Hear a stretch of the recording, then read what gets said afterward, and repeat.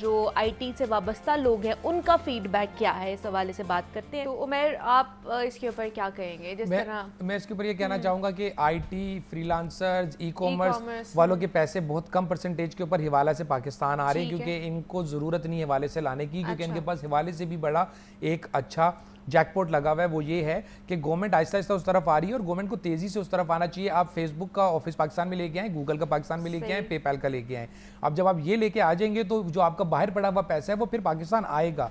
Businessman के लिए tax पे कर, देखें सैलरीड पर्सन जब टैक्स पे कर रहे हैं ना, उस बेचारे को उसका रिटर्न बहुत नहीं मिल रहा या कम मिल रहा है। लेकिन बिजनेसेस वालों को तो मैं तो अप्रिशिएट करूंगा कि आप टैक्सेस पे करें। आप टैक्सेस पे करेंगे, बहुत ज्यादा रिलैक्सेशन है। आप इनकम टैक्स को एडजस्ट करते हैं, जीएसटी को जब एडजस्ट करते हैं, बिजनेसमैन पैसा बचा रहा होता है तो कहीं ना कहीं कुछ ले रहा होता है, तो उसके अगेंस्ट जो टैक्स होता है गवर्नमेंट उसमें एडजस्टमेंट दे रही होती है। प्रॉपर्टी में एडजस्टमेंट आती है, हम गाड़ियां खरीदते हैं उसमें एडजस्टमेंट आती है, बेशुमार जगहों पे एडजस्टमेंट आती है। गाड़ियों पे भी, छोटी गाड़ियों पे भी अब प्रॉब्लम ये, अब प्रॉब्लम ये है कि अगर मेरा 1 करोड़ रुपया बाहर पड़ा हुआ है ना, अगर पेपैल के अंदर, तो मैं पाकिस्तान वो नहीं लेके आऊंगा, ना हिवाले से लाऊंगा। वाई? क्योंकि उस 1 करोड़ रुपए को कमाने के लिए मुझे महीने का 10, 15, 20 लाख रुपया लगाना पड़ता है। वो फेसबुक को और गूगल को देना पड़ता है। तो वहीं से मैंने उसको अटैच कर दिया और फेसबुक और गूगल को पे कर दिया। Government is moving towards it. क्योंकि मेरी लास्ट मीटिंग जब हुई थी जाम कमाल साहब के साथ, जो कि फेडरल मिनिस्टर हैं कॉमर्स की, तो उन्होंने भी यही बात की थी, हमारा इंफ्रास्ट्रक्चर डिजिटल थोड़ा वीक है, उसको स्ट्रॉन्ग करके we will bring Google, Facebook, Shopify to Pakistan and we will enforce them to pay taxes as well.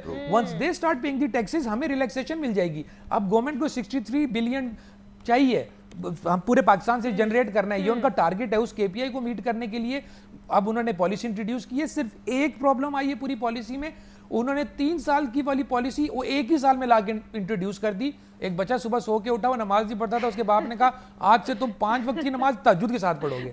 वो डाइजेस्ट नहीं हो रहा,